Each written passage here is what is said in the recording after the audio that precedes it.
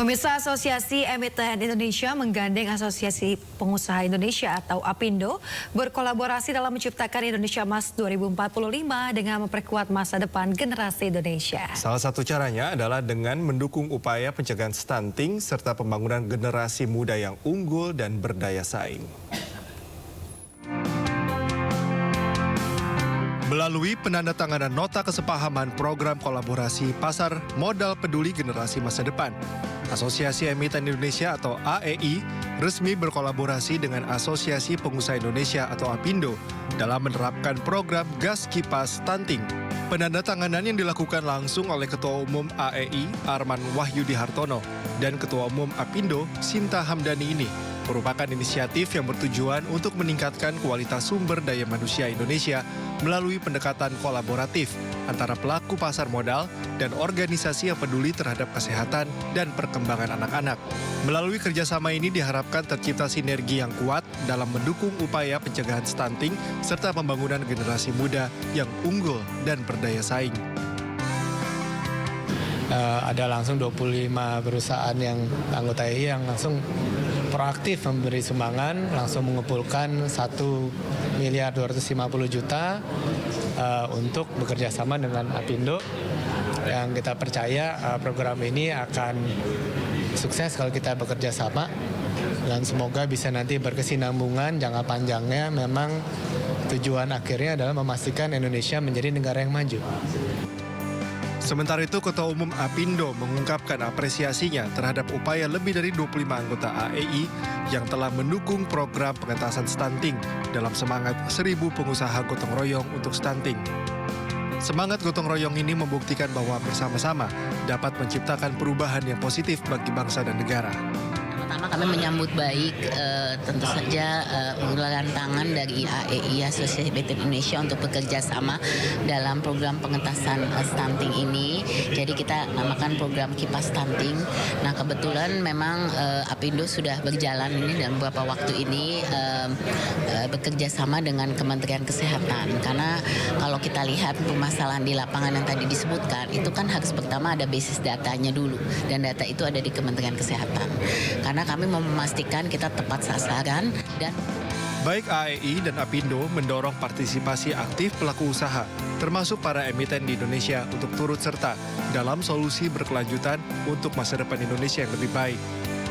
Diharapkan program ini dapat memberikan dampak yang signifikan bagi peningkatan kualitas hidup anak-anak Indonesia serta pertumbuhan ekonomi yang inklusif dan berkelanjutan. Dari Jakarta, Ade Firmansyah, iNews melaporkan. Proyek strategis nasional Smelter Grade Aluminium Refinery fase 1 Mempawah di Kabupaten Merapah, Kalimantan Barat telah selesai pembangunannya. Ya, Presiden Joko Widodo secara khusus meninjau smelter korporasi Inalum dalam menciptakan ekosistem industri aluminium terintegrasi dari hulu hingga ke hilir. Presiden Joko Widodo bersama Direktur Utama Main ID, Hendirio Santoso, meninjau langsung proyek strategis nasional Smelter Grade Aluminium Refinery atau SGAR fase 1 Mempawah di Kabupaten Merapah, Kalimantan Barat.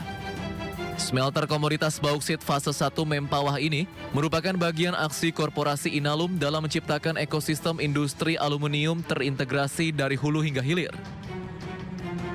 Presiden menargetkan pengelolaan komoditas bauksit ini rampung pada Juni 2024, di mana bauksit paling banyak berada di Provinsi Kalimantan Barat, sehingga pabrik pengelolaan perlu dibangun pada kawasan ini. Nantinya setelah diolah menjadi aluminium, maka akan dibawa ke kawasan Kuala Tanjung, di mana terdapat industri aluminium. Ini akan selesai bulan Juni tahun ini. Kemudian full capacity itu akan di awal tahun 2025 tahun depan. Saya kira ini akan banyak ini menjadi substitusi impor sehingga devisa kita tidak keluar, bisa menyimpan devisa lebih banyak lagi. Ya. Sudah berjalan semuanya, satu-satu kan sudah. Nikelnya sudah, sekarang bauksit selesai nanti Juni, yang tembaga selesai nanti di Mei. baik yang di Gresik maupun yang di Sumbawa, semuanya selesai. Ini tinggal yang paling sulit memang mengintegrasikan dari beberapa lokasi, diintegrasikan jadi mobil. Smelter Grade Aluminium Refinery Mempawah ini merupakan proyek yang dijalankan Korporasi Inalum dan PT Antam Tbk melalui PT Borneo Aluminium Indonesia dengan menelan biaya pembangunan proyek smelter sebesar 831,5 juta dolar Amerika Serikat atau sekitar 13 triliun rupiah. Presiden Jokowi berharap selesainya pabrik pengolahan ini akan mempercepat pembangunan ekosistem kendaraan listrik di dalam negeri.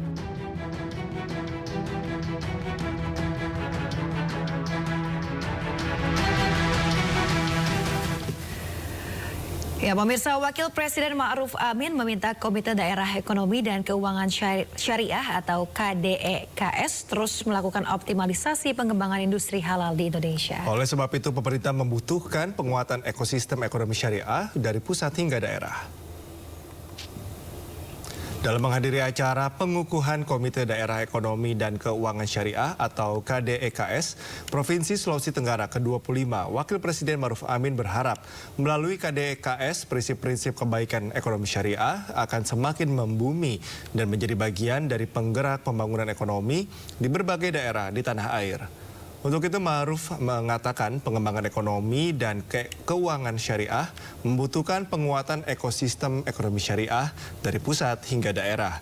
Salah satunya dengan pengembangan potensi kekayaan alam unggulan yang harus dioptimalkan menjadi peluang pengembangan industri halal.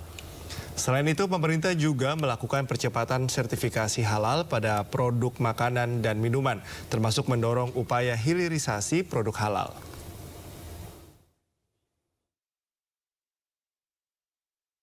Pertama, optimalkan potensi kekayaan alam dan sektor unggulan Sulawesi Tenggara dalam kerangka pengembangan industri halal. Kembangkan komoditas unggulan seperti sektor perkebunan, pertanian, kelautan, dengan meningkatkan daya dukung infrastruktur dan ekosistem rantai nilai halal. Mendatangkan sapi impor sebanyak 500 ekor yang bisa disembelih sebelum Lebaran, dan sapi-sapi tersebut ini merupakan bagian dari penugasan impor ID Food sebanyak 20.000 sapi hidup untuk stabilisasi stok sepanjang tahun 2024. Holding BUMN Pangan ID Food menyatakan telah mendapat penugasan impor 20.000 sapi hidup untuk stabilisasi stok sepanjang tahun 2024. Dari 20.000 sapi tersebut, 2.350 ekor akan didatangkan dari Australia menjelang Idul Fitri 2024. Direktur Utama ID Food Frans Marganda Tambunan mengatakan guna dapat memenuhi kebutuhan daging segar, pihak Kementerian Pertanian telah mengonfirmasi akan ada 500 sapi impor yang siap disembelih dan menghasilkan 162 ton daging segar untuk kebutuhan masyarakat jelang Lebaran. Daging impor sapi hidupnya dari Australia, karena kita dapat penugasan kemarin itu country of origin-nya dari Australia, sedangkan untuk daging frozen-nya itu dari Brazil. Jadi Australia secara shipping juga nggak lama, paling lama 2 minggu gitu ya. Kemudian daging frozen-nya seperti saya katakan tadi, karena dapatnya dari Brazil, antara lead time itu mulai dari kita mengadakan, mengorder, kemudian mereka siapa sampai itu kurang hampir 2 bulan. Jadi kita estimasikan kan tiba setelah Lebaran, mungkin di April atau Mei. Selain sapi hidup, Frans memastikan ID Food juga mendapat penugasan importasi daging sapi beku dari Brazil yang akan datang setelah Lebaran atau pada bulan April dan Mei 2024. Di dalam pengadaan daging beku atau frozen dari Brazil ini membutuhkan waktu selama 2 bulan.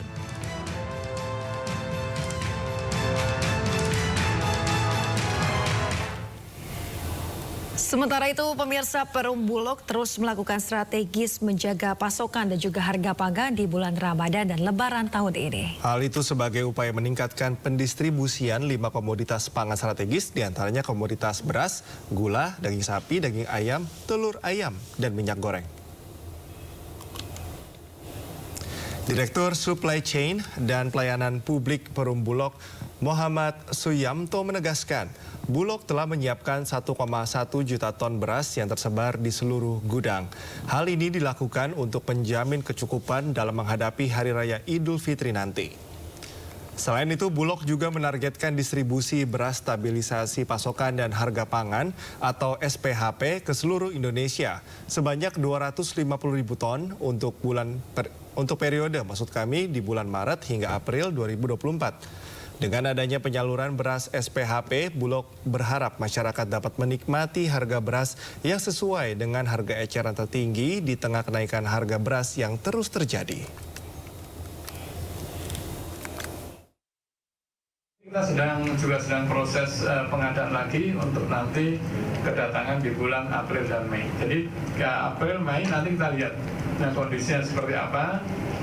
Tapi sampai dengan Maret kita lihat cukup. Nanti April, Mei kita lihat kondisi panennya. Baru nanti kita akan pengadaan lagi. Jadi kita pokoknya ingin pastikan bahwa stok terjaga.